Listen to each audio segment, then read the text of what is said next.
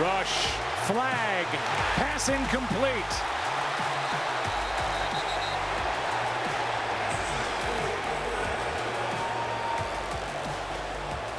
Let's see what the call is. Holding, offense, number 86. That penalty's declined. The result of the play is first down, Houston. So a turnover on downs for the second time tonight for the Cowboys.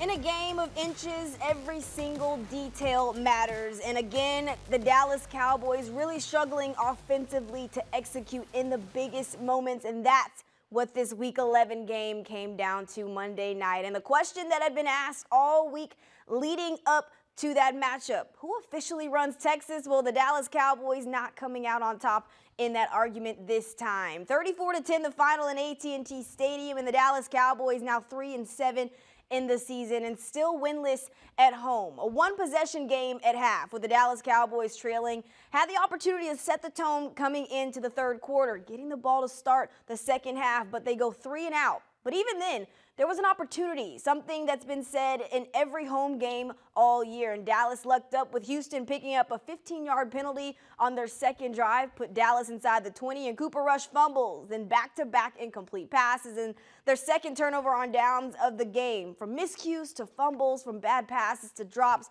pre-snap penalties, the Cowboys offense experienced it all Monday night. Yeah, we just got to get the ball in the end zone. We keep shooting ourselves in the foot. Had a couple chances, a couple momentum there in the second half especially, that we just didn't punch it in. Starts with me. He missed a couple throws. He dropped a snap. Just opportunities like that versus a good football team, you can't blow it like that. Elwin Henderson, Gilmore Mirror, Cooper, you had such a great record in your previous starts. How tough has this been to accept these last 2 starts the way things have gone? Yeah, losing's never fun. I was fortunate to get off to a hot start with the wins, but this is the NFL. Everything comes to balance, and winning's hard, and we want to get that losing taste out of our mouth. Yeah, definitely. It's 4th and 2. Matt had a good play, had a rub play there. Got the coverage we needed. It just wasn't clean on the outside. It got flushed, and had a chance on the over route there. So it was a clean play. I think it's just like anything. You can't have it both ways. We're trying to play it, exactly right, managing the game. 14 play drives. Obviously had the big penalty on the field goal, but we needed 7 there, and 4th and 2, and everything that we were talking leading into that series. That's a go for it situation, and I felt good about the call. 5 straight losses now, 5 in a row at home. How do you explain? Can you explain any of this, or explain it? Yeah, any kind of. I think the reality it's very frustrating. It's frustrating for everybody. Frustrating for the players. Frustrating for the coaches. I know it's it's disappointing for the fans. But we have a lot of moving parts going on, and we just have to be cleaner and more detailed in certain spots. We're not playing well enough, or execute well enough, coaching well enough to overcome some of the mistakes we're making at critical times in the game. So, just go even in the first half. We had some opportunities there to get some more points and didn't get it done. We just have to play cleaner in these tight spots, and we did not do that tonight. Calvin Watkins, Dallas Morning News. Thought process on the fake punt there in the first half? Yeah, it was not a high priority. It was a check that reacted to what they were doing, and then they dropped a guy in the coverage there from the backside, and so they won a chess match here. That was a poor call by us. You talk a lot about the youth of your team. Obviously, you had to play a lot of guys tonight. Without looking at the film, are you just like, these are the people I have, I got to play them a little bit more now? No, I'm playing who we have to win the game. That's just every who's healthy.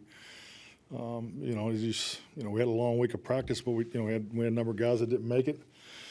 So these guys practice. We're playing the best players to win the game. So I think the one thing I should have did at the end, and I just I didn't do it, was put Trey in there. I could have gotten him a series.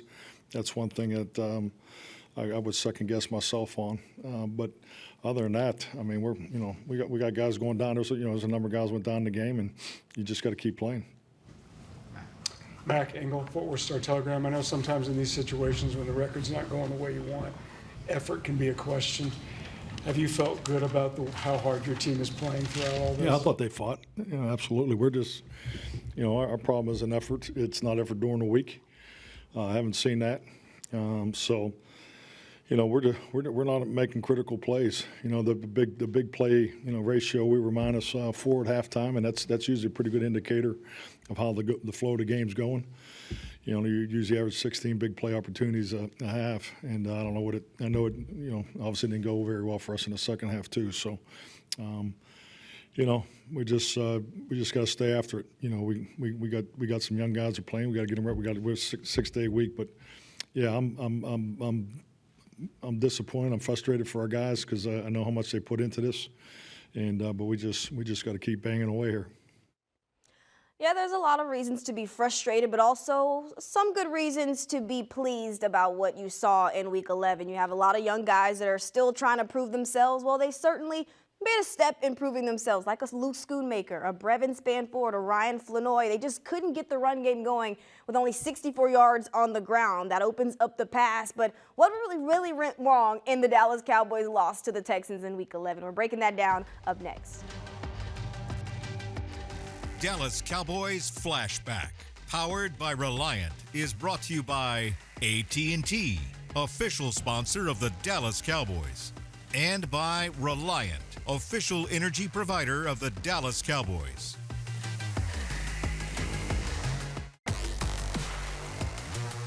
This segment is brought to you by AT&T, official sponsor of the Dallas Cowboys.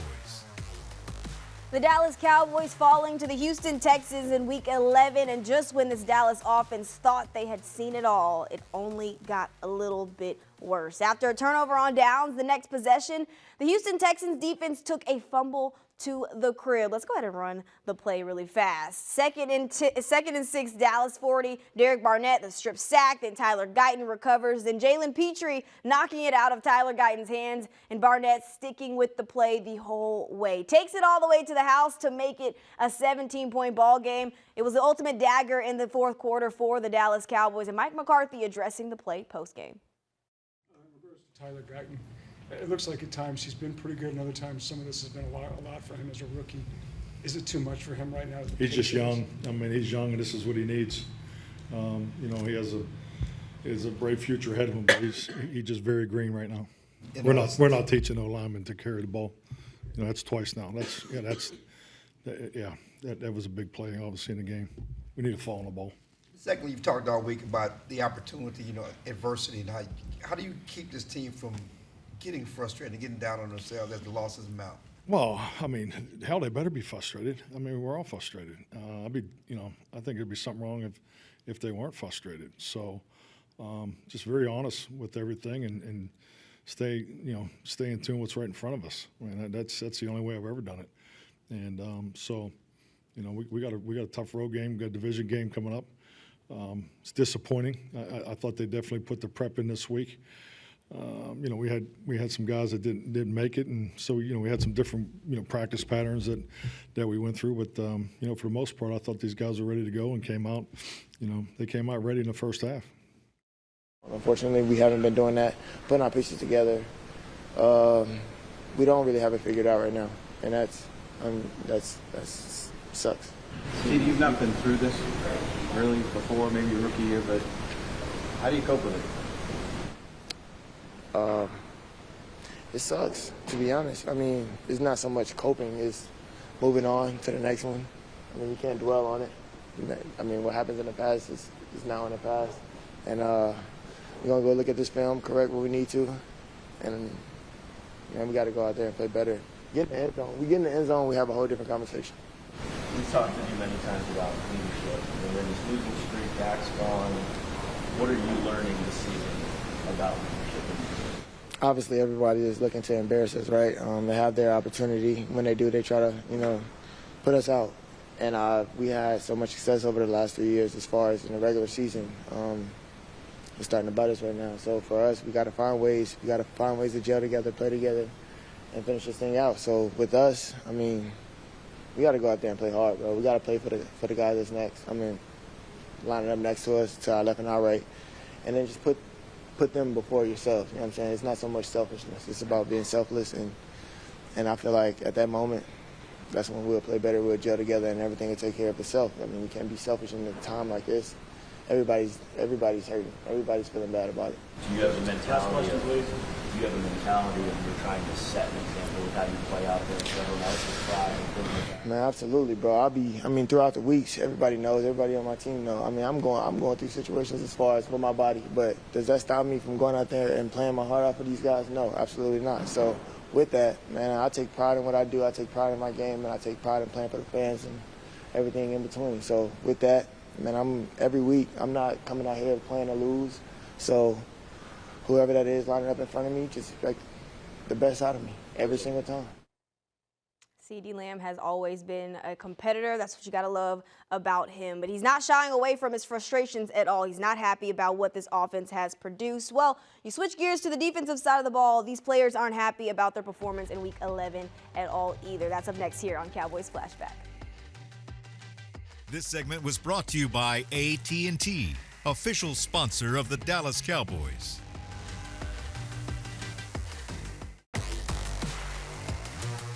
This segment is brought to you by Ashley, the official furniture store of the Dallas Cowboys. There were 3 tasks on deck for the Dallas defense heading into Week 11. That was get interior line pressure, protect the middle of the field, and win the third quarter. Well, they had a little bit of some success in a couple of those categories, but they also didn't as well, and that's what this defense came down to. You start with Micah Parsons and what he was able to do. He had a night generating 10 pressures on 36 pass rushes, tied for the most in a game in his career. All the other Cowboys defenders, though, combined for just 9 the entire night. The Cowboys had a hard time trying to contain Joe Mixon, who rushed for over 100 yards, averaged 5.5 per carry. Dallas lucked up after a Texans penalty called back on Nico Collins' 77-yard touchdown on the opening play, but for the most part, they did what they needed to do, containing him. Israel Mukuamu did some good things in the slot, having to work against Tank Dell. The defense made a few stops in the red zone, holding the Texans to 50%, but again, no moral victories and losses. This team recognizes some things need to improve. We got to get some wins on our end, stack some good practices and just get things done. As we talk about some of the things that went wrong tonight, what would you say are some of the things that went right for you guys as a team? I don't know. I'm gonna take a look at it in film. I feel like there was times where we really felt like we were in it. Obviously, you probably looked that way from watching it as well. But it just slips away. At the end, just the score doesn't really make sense. Sometimes. So it's only one thing to do. I feel like we just gotta look ourselves in the face and just one day at a time. I feel like I'm gonna give you all the cliche answers right now. Obviously. But in the same breath, I don't know if any of you guys have ever been down and counted out and, face adversity. That's what we're facing right now. But you're gonna see who's gonna fight out of this bunch. That's all we can do. Like I said, we represent the name on the back of our jersey. We each have family and friends that, are counting on us. But at the same time, we work hard for one another as well. So, it means a lot to us, so we got to figure this out. It's back to the drawing board in the film room for this Dallas Cowboys entire team, but we're bringing the film room right here up next. George Teague comes on the show to break down one of the best plays of the entire game in Week 11. This segment was brought to you by Ashley, the official furniture store of the Dallas Cowboys.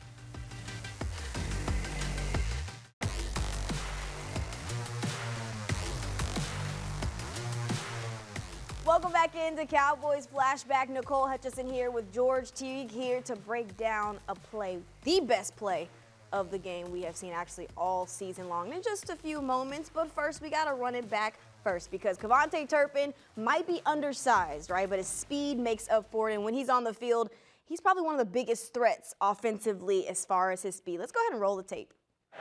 Here we go. Here's a first down and more. Flag on on the play. Turpin is gone. Will it stand?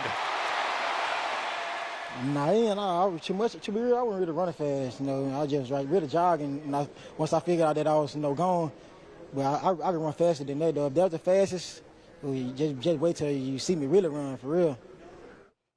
For a second there, he just said that that's not the fastest that he's ever ran. And he didn't even feel like he was running fast. He said he was jogging. Well, he was running 22.36 miles per hour. That's the fastest speed by any ball carrier this season and the fastest since the next-gen stats era in 2016. Can we just break down that play? Because what heck of a play from Kevontae Turpin. Yeah, let me tell you, speed does kill, regardless of what people say. So let's talk about this angle first.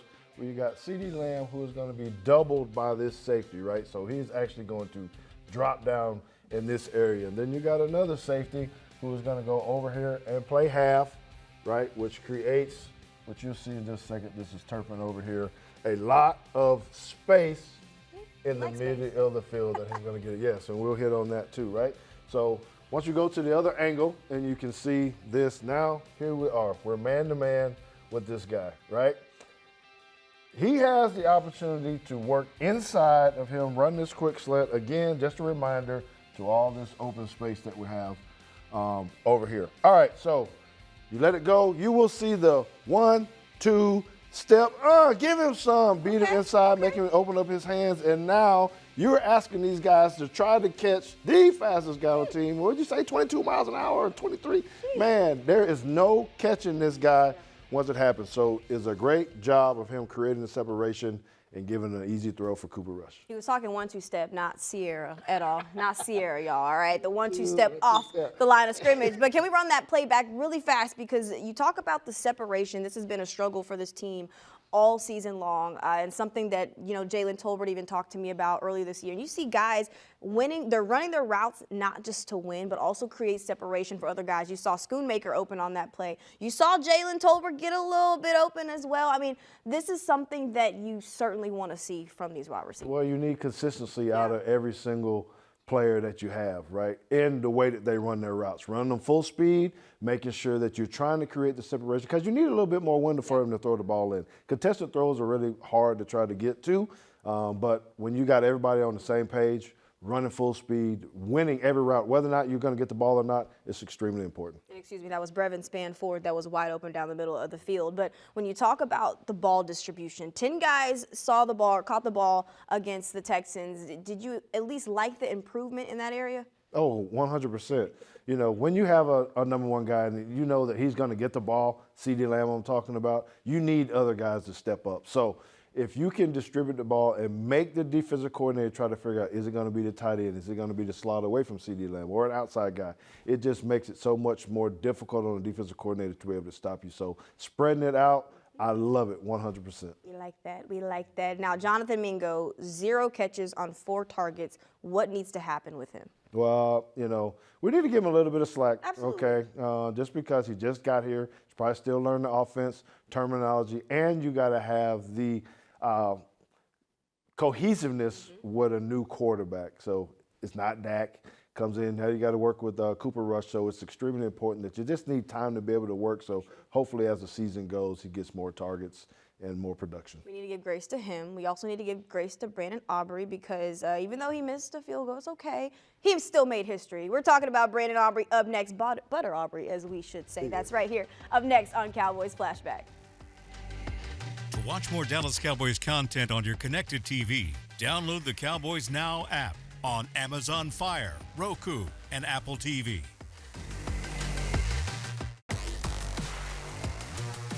Dallas Cowboys Flashback, powered by Reliant, was brought to you by AT&T, official sponsor of the Dallas Cowboys, and by Reliant, an NRG company.